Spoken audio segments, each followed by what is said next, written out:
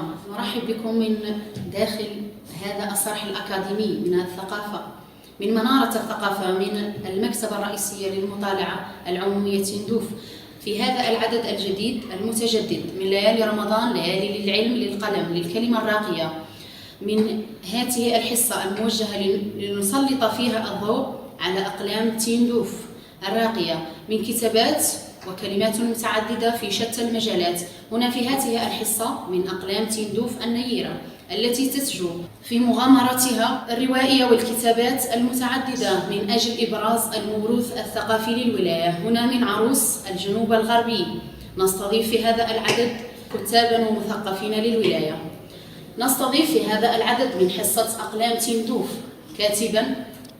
كاتبا حبر قلمه لا يجف عن الإبداع، شاب قضية قلمه الإنسانية، يكتب في الجانب النفسي الاجتماعي، تتعدد مواهبه بين الرياضة وصناعة المحتوى والعزف على الجيتار، التصوير، التعليق الصوتي، الكثير من الهوايات.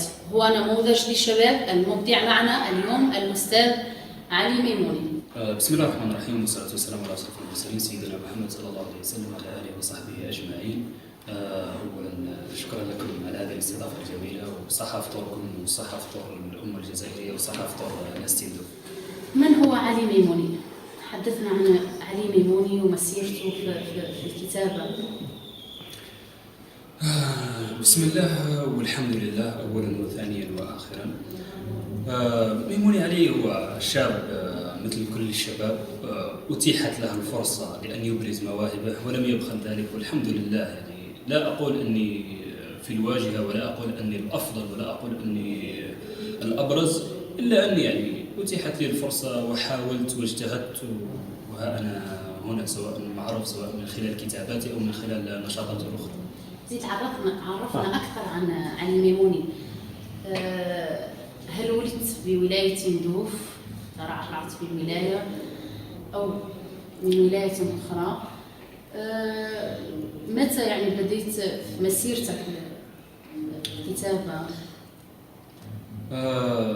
الأمر الذي لا أعتقد أن الكثيرون يعرفونه، أنا لست من مواليد تندوف، ولكني من ساكنيها من سنة 2014، ولكن بحكم أنه شجرة العائلة أغلبها هنا، بالمفهوم الخاص بنا احنا القبيلة، قبيلة تجا، كانت بحكم أنها هنا يعني أنا أنتمي إلى المكان جدا عن الأب، ولا أظن أني شخص غريب، ولست أدعي انتمائي لتندوف.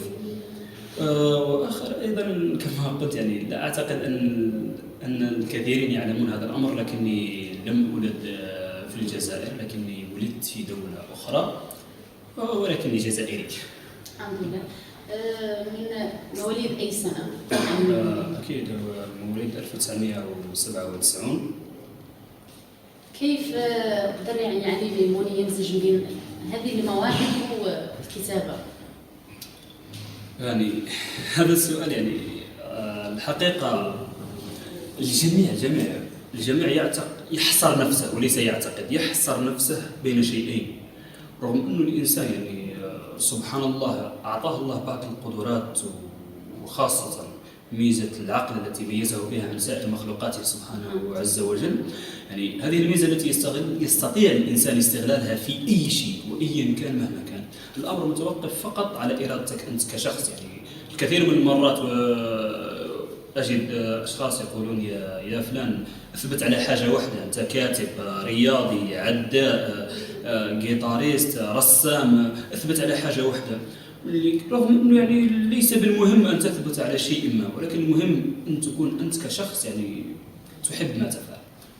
لا تجد يعني أي صعوبات في هذه المواهب مع الكتاب؟ على العكس، يعني أنا أؤمن بفكرة واحدة، لأنه أعلم يقينا أنه لكل فنان يعني في أي فن معين يوجد شيء يسمى بفترة العزوف، وفترة العزوف هذه من أصعب الفترات التي قد يمر بها أي فنان، سواء كان كاتب أو فنان تشكيلي، رسام، أي مهما كان الفن الذي يتوجه إليه أو يمارسه كشخص، يعني توجد فترة تسمى فترة العزوف. وأنا في فترة العزوف هذه لا أحب أبدا أن أبقى تائها. أو أن أدخل في دوامة الكآبة تلك التي تصيب أي شخص يعني يكون يمارس فن معين، خاصة أنه مثلا أنت سنة كاملة عندك وقت مخصص ترسم فيه على الساعة 5 يوميا، بعد فجأة تحس أنه أنت فنان قادر ترسم ولكن ماكش قادر في نفس الوقت. يعني عندك الإمكانية والرغبة ولكن باش أنه هذاك الدافع اللي يخليك ترسم ليس موجود بسبب فترة العزوف. لهذا يعني في فترة العزوف كنت دائما أحاول أن أستغلها في تعلم أشياء جديدة، وبمجرد أني أدخل لمجال معين جديد أصبح مهووس به وأحاول ممارسته قدر الإمكان. وهذا ما جعلني يعني ألج الكثير من المجالات، سواء كان الرسم أو العزف أو التعليق الصوتي أو التصوير أو الرياضة أو غيرها من الهوايات الأخرى التي يعرفها الناس والتي لا يعرفها. موفق إن شاء الله. لماذا اخترت هذا العنوان لكتاب أكره سيارتي؟ أكره سيارتي هو ثاني مؤلفاتي. يعني ما لا يعلمه أحد أن هذه الفكرة جاءتني وأنا لازلت أدرس أيام الدراسة الثانوية. يعني كنا في اختبار أو في تصحيح اختبار العلوم، حين طرحت على نفسي سؤال لا أدري لماذا، لكنها فجأة فقط، لربما هو إلهام الكاتب أو إلهام الفنان، لا أعلم أي كان ما هو السبب بالضبط، ولكن سقط السؤال في ذاكرتي مباشرة وطرحته على نفسي: علي، ما رأيك لو تجعل إنسانا يكره سيارته؟ ولا أدري لماذا بالضبط اخترت السيارة، يعني لا أدري، أسباب لا زالت مجهولة بالنسبة لي. عناوين أخرى يعني حين سألت نفسي، يعني هو هنا الجوهر، حين يكون السؤال جوهري تصل لعمق الرسالة التي تريد أن توصلها للناس من خلال ما كتبته. أكيد. يعني لماذا قد يكره الإنسان سيارته؟ السيارة هي أكثر شيء محبوب. لا يوجد إنسان على وجه الكرة الأرضية لا يحب أن يمتلك سيارة، لكنها موجودة تلك السيارة التي لن يحبها أي بشر على الكون. الإشكال فقط في نوع، يعني السؤال الحقيقي هو نوع هذه السيارة. يعني لأني أعتقد أن لو ذكرتها بمجرد أن أذكرها لا أحد سيحبها، لذلك أفضل دائما أن يكتشفها القارئ في الرواية. يمكن يعني تحدثنا أكثر عنها وتوضح لنا هذه السيارة يعني التي كرهت أنت وكتبت عنها. الذي يعني أستاذة في سوريا، يعني هي شابة يعني في عمري، وأستاذة لغة عربية ومهتمة جدا بجانب الكتابة. يعني هي الشخص الوحيد الذي حين أرسلت لها الرواية عرفت نوع السيارة من أول صفحة، لأني أشرت لها في جملة، وهي الوحيدة إلى يومنا هذا التي عرفت نوع السيارة من أول فصل ومن أول صفحة في الكتاب. يعني وضعت لها تلميح واضح جدا جدا، وأعتقد بما أني تحدثت عن هذا التلميح من يمتلك الرواية أكيد سيبحث عنه في الصفحة الأولى، وأكيد سيعرف جميع نوع السيارة الآن. خلوها يعني متصفح كتاب أكره سيارتي، أكيد نتعرف على هذه السيارة يعني اللي كتبت أنت عنها. أكيد. كم استغرقت وقت في كتابة هذا الكتاب رواية أكره سيارتي؟ يعني صراحة يعني أنا من الناس اللي بعض الكتاب يستغرقون وقت كثير. علموني كم استغرق من الوقت في كتابة هذا؟ صراحة يعني الأمر لا يرتبط بالوقت، هو فقط أن الوقت يجعل الفكرة تنضج أكثر. وربما إذا استغل، يعني إذا كان الكاتب يستغل الوقت الذي لا يكتب فيه بالمطالعة أكيد سينضج أكثر، سواء من ناحية الأسلوب، سيتعلم أشياء جديدة، خاصة إذا كان يقرأ في مجالات عدة وفي مجالات عدة وفي المجال الذي يحبه هو بشكل كثير، يعني سيطورك أكثر. لهذا يحبون دائما أن لا يطبعوا بسرعة، ولكن أعتقد أني كتبت الرواية بسرعة وطبعتها بسرعة ولست نادم على ذلك، لأني مركز على رسالة معينة وجوهرية، وهذا المهم بالنسبة لي، لأن الفكرة بقيت في رأسي 5 أشهر تدور، وكلما جاءتني فكرة معينة أسجلها. 5 أشهر فقط هي حية في رأسي كل يوم. التي كتبت فيها وأنهيت فيها كتابتك؟ لا هي فقط يعني أنا لا أكتب مباشرة قبل أن تنضج الفكرة الأساسية في رأسي. يعني في الرواية يوجد تقرأ السطور، ولكن توجد رسائل كثيرة ما خلف السطور.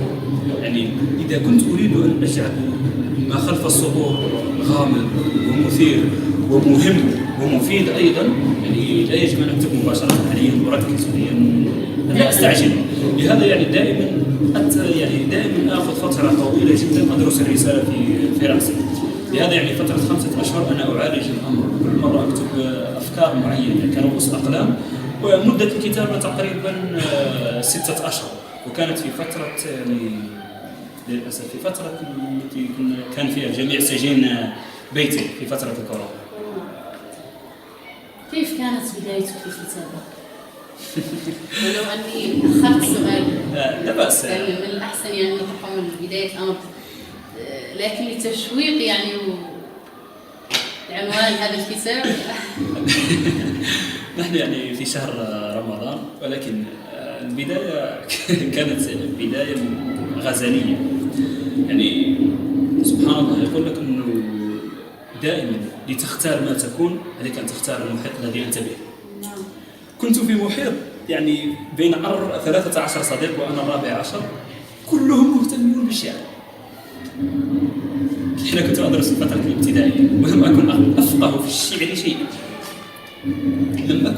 الشعر شيئا، ولكن بما أن كل الأصدقاء كانوا مهووسين بالشعر، وكان لدينا وقت معين يعني نجلس فيه يعني نتداول فيه الأبيات الشعرية التي نحفظها، كنت الوحيد بينهم الذي لا يحفظ أي بيت شعري ولا يعرف أي شاعر. يعني في هذه الفترة كان في شخصيتي شيء، وأعتقد أنه لا زال فيه شيء أحبه في نفسي، أني إنسان أحب التحدي ولا أحب أن أبقى آخر العنقود. فإن كنت آخر العنقود أحب أن أكون الأكثر تميزا. يعني دائما أحاول أتحدى نفسي قبل أن أتحدى أي شخص آخر، يعني أحاول أن أدفع نفسي دائما بالأفضل. يعني جالس بينهم الجميع يلقي أبيات شعرية إلا أنا، ماذا تفعل بين هؤلاء؟ ما دورك؟ يعني أسئلة يعني خاصة في فترة حساسة جدا، إنه فترة المراهقة يكون الطفل حساس جدا. مباشرة نظرت لهم فقلت لهم يا إخوتي، سبحان لا أدري كيف فعلت ذلك، يعني إلى حد الآن دائما أسأل نفسي يا ميمون، يعني كيفاش درتها؟ كيفاش خممت معها؟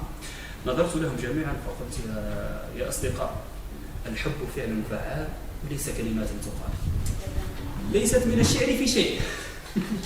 لتتوضع الصورة، ليست من الشعر في شيء، ولكن يعني لأنها جميلة ولأنهم أحبوها. الجميع سألني عن الشاعر من كتب من كذا، فقلت لهم إني قائلها وقد قلتها الآن، لأنهم أكثر الكلام عن الغزل وعن الحب.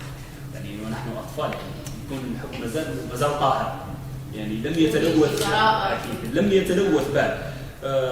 من هناك بدأت حين سمع، يعني بما أنني كنت أقيم في قرية صغيرة جدا، الجميع فلان شاعر، فلان يقول، فالجميع يأتيني لأكتب له. يعني سبحان مسبب الأسباب، فأصبح الجميع يأتيني لأجل أن أكتب له رسالة، وكانوا كبارا وصغارا، هذا من يكتب لزوجته، هذا من يكتب لكذا وهذا، دون أن ندخل في التفاصيل. يعني أعتقد أنه من الأمور اللي غذتني لغويا ودفعتني لأن أكتب أفضل ولأتطور. لهذا يعني لا تكتبه لمحمد لا يجب أن تكتبه لعلي، تكتبه لأحمد يجب أن يكون مختلف، ما تكتبه لسلمى لا تكتبه لليلى. يعني يجب أن يكون هنالك اختلافات ويجب أن تكون واضحة هذه الاختلافات. أعتقد أنه هذا الأمر اللي زرع فيا أنه نطور الجانب هذا تاع الكتابة أكثر.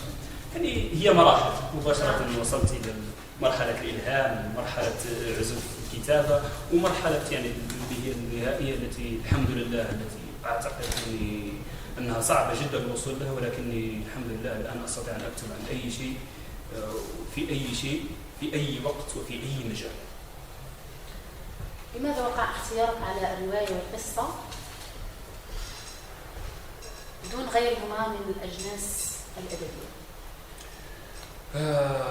بداية يعني نحن كبداية كما قلت بدأت بتلك المقطوعة، بعدها مباشرة بدأت يعني أعبر عن نفسي من خلال خواطر ما أشعر بها، ما أستشعر، سواء كان حزن أو سعادة، مهما غضب أو أي كان، ومن أي شخص. يعني إن أغضبني الشخص الفلاني سأكتب عن الشخص الفلاني والمشاعر التي اتجاهها بسبب ذلك الموقف من خلال خاطرة.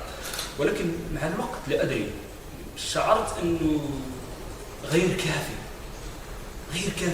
ليصل ما أريده أن يصل، غير كافي لتبلغ الرسالة وتلامس أرواح الناس. ولكن في القصة عالم آخر. القصة أنت تخلق أشخاص، تخلق حياة، تحاول أن تجعلها حياة متكاملة، سواء من جانب السلبيات سواء من جانب الإيجابيات من الشخصيات. يعني تدخل أحيانا في حالات نفسية هستيرية. يعني لدي رواية لحد الآن لم تطبع، قتلت فيها شخص، ظللت مدة 3 أشهر لا أستطيع أن أمسك القلم، بمجرد أن أمسك القلم يظهر هذا الشخص أمامي. يعني يعطيك واحد نوع من الشعور أجمل وأفضل بكثير من أنه مجرد تكتب خاطرة أو تعبر من خلال الخاطرة. يعني فيها نوع من الإثارة، فيها نوع من الجنون، وأحب الأشياء الغامضة التي تثيرني والتي تجعلني أشعر أنه أنا حر، أستطيع أن أعبر بشكل أفضل وأعمق وأوجز. بهذا يعني اخترت القصة، ومن خلالها هي التي قادتني إلى الرواية. يعني هناك عالم أكبر يعني بغض النظر عن أنك تريد أن تتحدث عن شخص واحد في قصة، أنت تستطيع أن تصنع ملايين القصص ولكنهم يتبعون نفس القصة الأساسية الأولى. يعني هذه مغامرة أكبر. كما قلت إني أحب دائما أن أتحدى نفسي، يعني وجدت يعني شيء جميل جدا في الروايات في القصص. لهذا يعني أحببت أن ألج هذا العالم وها أنا حديثه. ما هي الصعوبات التي تلقيتها في مسيرة الكتابة؟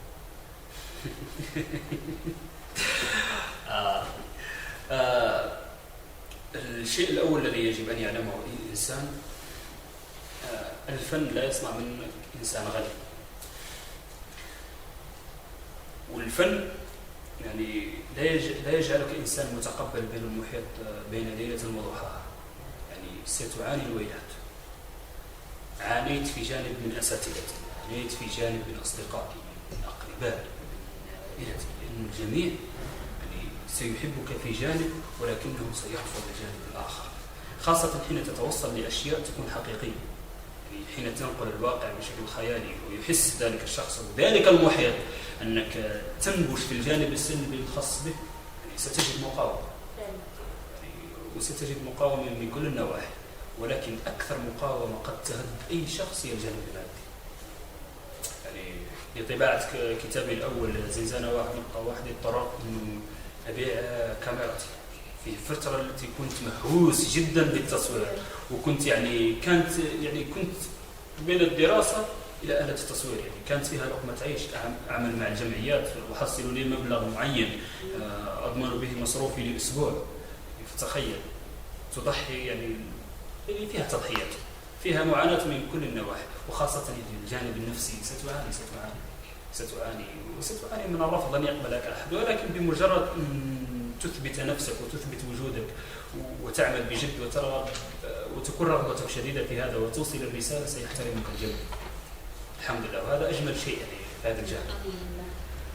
ما ترى يعني كتابك الأول زنزانة نقطة واحد أنه عنوان غريب. يعني لماذا اخترت هذا العنوان بالضبط كوالي؟ شوف، يعني دائما أنه ارتباطي بالعناوين كان من الطفولة. يعني وأنا في عمر 4 سنوات الظلام كنت أسميه ضوء الخوف. يعني في صغري كانت هذه المسميات العميقة والغريبة يعني كانت موجودة. لهذا دائما يعني اختار العناوين بعناية شديدة جدا جدا، وأكون دائما والحمد لله يا ربي. ولربما أتمنى أن تكون العناوين القادمة أكثر إثارة للجدل من أكره سيارتي وزنزانة. ما هي فكرتك في التكنولوجيا وتطور العصر في الكتابة؟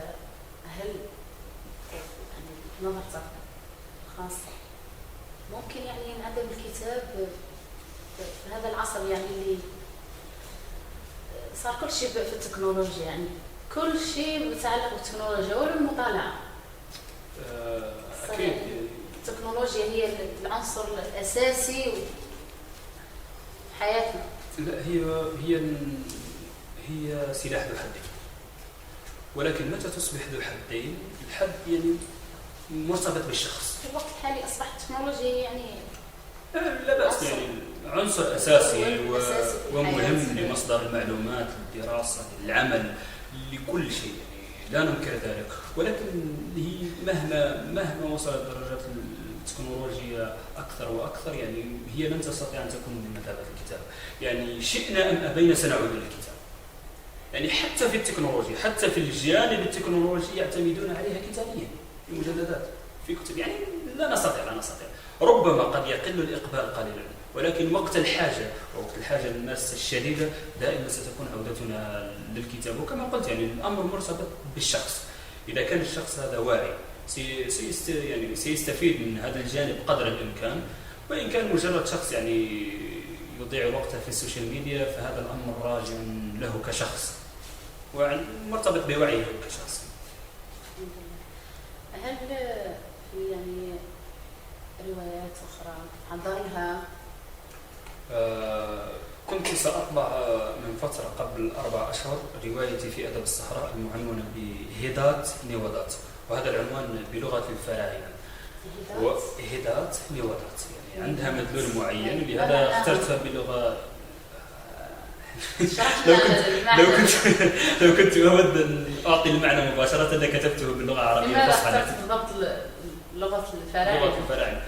يعني ربما لأن هنالك شخصية مرتبطة قليلا، يعني لها دور حساس، يعني عندها غرابة في أكيد كما قلت. يعني يجب أن أختار العناوين بدقة، يعني يجب أن تكون أكثر إثارة للجدل.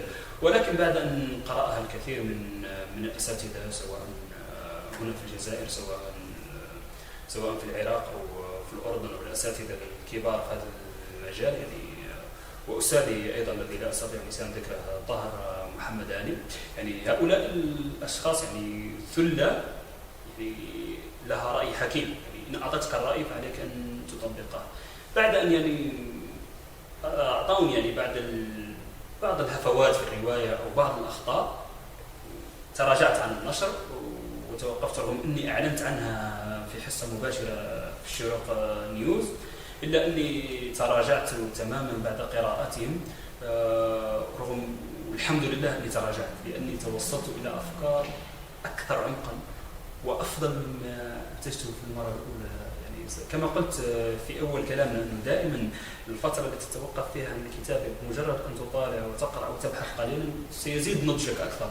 يعني الوعي سيكون لديك وعي أكبر في المجال وفيما تريد للرسالة أن توصله. وهناك أيضا يعني كتابين آخرين، الأول يعني قد ظهر غلافه مؤخرا أو قبل شهرين، الذي هو متتالية سردية بعنوان علاها الغبار. وكذلك يعني كتاب آخر قد حدثتهم عنه، ولكني ما شاء الله كلها مشوقة واللي هو في جانب الرياضة. هذا الكتاب الآخر معنون بمقبرة السلبية. حدثت بعض الأمور اللي منعت عني النشر، وأكيد كما قلت وأعيد وأكرر، عدوك الأول الجانب المادي. حين تقع في ظروف معينة، رغم أني كنت قد جهزت المبلغ لطبعهما، ولكن للأسف قدر الله ما شاء فعل. ما هي الرسالة التي وجهها ميمونة علي لقراء بداية تندوف، وبالضبط يعني المكتبة الرئيسية؟ والله سأقول فقط خاصة يعني الكتاب واللي عندهم فكرة في الكتابة، والله العظيم رواية في الكتابة. أكيد. شوف، أنا بمجرد أن طبعت كتابي الأول كنت قد تواصلت مع الكثيرين، عدد لا يحصى ولا يعد، سواء في المتوسطات، سواء في الثانويات، سواء في جامعاتنا. يعني خاصة إني شاب، يعني أعرف كامل المحيط الشباب، سواء من ذكور أو إناث. لا يوجد شخص في تندوف لا أعرفه أو يعرفه، ويوجد الكثير من المبدعين بعدد لا يحصى أبدا، قد يفوق 1000. يعني هذا حسب فقط مباشرة يعني تواصل مع أشخاص الذين يعني قرأت لهم، أو الذين لاحظت رسوماتهم الخاصة، أو الذين مهووسين بالتصوير أو بالتعليق الصوتي أو بالموسيقى العصرية، موسيقى الراب أو بالرقص أو أيا كان. يعني المواهب كثيرة جدا، ولكن فقط يعني، وهذا ليس في تندوف لكن في الجنوب بشكل عام، في دائرة الجنوب نحن نفتقد إلى المبادرة، الخطوة الأولى. هذا كل ما يتطلبه الأمر. يعني أنا لم أتصور يوما أن يقف أي شخص ويتصور معه أو يلتقط صورة معه. يعني لم أتصور يوما أن يكون أول لقاء لي تلفزي يكون على المباشر. لم أتصور يوما أني سأبيع النسخة الأولى والطبعة الأولى في 4 ساعات. هذه الأمور كلها لم أتصورها، ولكنها حدثت. لماذا؟ لأني بادرت. المبادرة هي الأساس، وهي التي يحتاجها كل هؤلاء الشباب. أما من ناحية الإبداع ومن ناحية الجانب الكتابي الفني أيا كان، بمجرد أن تبادر ستتوضح الفرص، ستتوضح الكثير من الأشياء، لأنك ستتعلم، ستخطئ، ستتعرض للاستغلال، سيكذب عليك البعض، كثير من الأشياء ستعاني منها. ولكن ماذا هي فقط يعني لنقل أنها مثل السلم، يعني عليك أن تمر بها لتصل أو لتتقدم أكثر. إن لم تمر بهذه لربما تكون شخص محظوظ وتصعد صعودا موفقا، ولربما تكون مثلنا معثر الحظ، ستعاني قليلا ولكنك ستصل. والأفضل من هذا كامل أنه ستصنع لنفسك سمعة، سيحترمك الكبير الصغير، المرأة، الرجل. يعني ستكون هذاك النوع من الاحترام وذاك السمعة الطيبة هي أفضل ما جنيته في كل هذا. يعني لم أبتغي من ذلك مالا ولم أبتغي أي شيء. يعني خسرت مبالغ طائلة جدا لأني وزعت النسخ مجانا، ولكني لم أشعر أبدا أني خسرت شيء، لكن اكتسبت الكثير من الأشياء. يعني خاصة احترام الناس والسمعة الطيبة، والحمد لله. هذيك إرشاد للنظافة يعني الشباب أكيد يعني ستصل لهذه المرحلة. يعني تخيل أنه أنت إنسان في عمره نقولوا 20 سنة، وبعد تلقى إنسان في عمره 60 سنة ويقول لك أستاذ، وكي يهضر معاك يدور معاك على أساس أنك إنسان صاحب رأي، ورغم أننا في محيط يعني نستهزئ بالرأي الشبابي بكل صراحة. يعني نحن في محيط يستهزئ تماما بالرأي الشبابي. قد يكون يعني الشخص لديه أبناء يعني في قمة الوعي والإبداع، ولكنه لا يستشيرهم في أي شيء. ولكن بمجرد أن تظهر في فن معين أو في جانب معين الجميع سيحترمك. يعني حتى حين يكون الحوار لا علاقة لك به الجميع سينظر ناحيتك ويسألك وش رأيك الكاتب؟ يعني هذه شيء يعني جميل يزيد جميل جدا. يعني خلاص وش يخص أكثر معه وش أكبر. ما شاء الله موفق إن شاء الله. علي ميموني مشكور جدا، أشكرك جزيل الشكر على هذه يعني النصيحة القيمة لشبابنا. علي ميموني، إذا كان عندك سؤال تطرحه على نفسك تعطينا إجابة. يعني نسأل نفسي ونجاوب. تسأل نفسك وتجاوبنا في نفس الوقت. سؤال ميموني عليك وش بغيت تسقسي راهك؟ كسؤال يطرحه علي ميموني على نفسه. ميموني علي علاش تكتب؟ هذا السؤال جوهري وعميق ومؤثر بزاف، ومانيش عارف لربما نبكي بسبب لأنه علي عبر عن نفسه من خلال الكتاب، دافع عن نفسه وعن آلاف اللي عاشوا نفس حكايته بالكتابة، لأنه كان قضايا بزاف كنت نحاول دائما أن نكون طرف في حل النزاع فيها ولا طرف في علاجها، فكانت الملاذ الوحيد هي الكتابة. يعني كنت نرقد في الشارع، ما كانش ليها سوية، عانيت، تحقرت، تمرمت، جعت، مرضت، المهم كامل أنواع المعاناة فاتوا علي. بصح الحاجة الوحيدة اللي قدرت تخرج هذه المعاناة في صورة ملموسة هي الكتابة. هي اللي خلاتني على الاقل ما نكونش انسان اناني، ونعرف باللي علي الحاجه اللي فت فيها انت في طفولتك ولا في شبابك ولا في مرحله المراهقه نتاعك ولا راك مازال ممكن ربما تفوت فيها مستقبلا، راح يفوتوا فيها ملايين الناس. يعني لذلك كانت قضيتي الانسانيه في كتابتي، باش على الاقل هذا الجانب يكون عنده تاثير ورساله لبزاف ناس يعرفوا واش راهم يديروا قبل ما تتأزم الأمور ويخلصوها الأطفال الصغار. من يكون دلة وماذا يمثل هذا الاسم عند علي ميمون؟ هذا الاسم هو اسم بطلي وقدوتي وصديقي وحبيبي وعزيزي الغالي، أخي الأكبر، وهو بالنسبة لي أعز وأقرب إنسان إلى قلبي، وإنسان مانيش عارف كيفاش نوصفه ولا كيفاش صراحة. مهما نكونوا كتاب ولا نكونوا فنانين نلحقوا واحد المراحل أو واحد الأشخاص عندهم مكانة تعجز أصلا كلماتنا تخجل من أنها توقف قدامهم، لأنهم أكبر منها وكبر شاسع جدا جدا. لذلك أخوي العزيز نبغيك ونعزك وربي يحفظك قدوتي. مشاهدينا الكرام، إلى هنا قد وصلنا إلى نهاية هذا العدد من برنامجنا أقلام تندوف، إلى أن نلتقي في عدد جديد. كانت معكم مصطفى بنت الخير، والسلام عليكم ورحمة الله.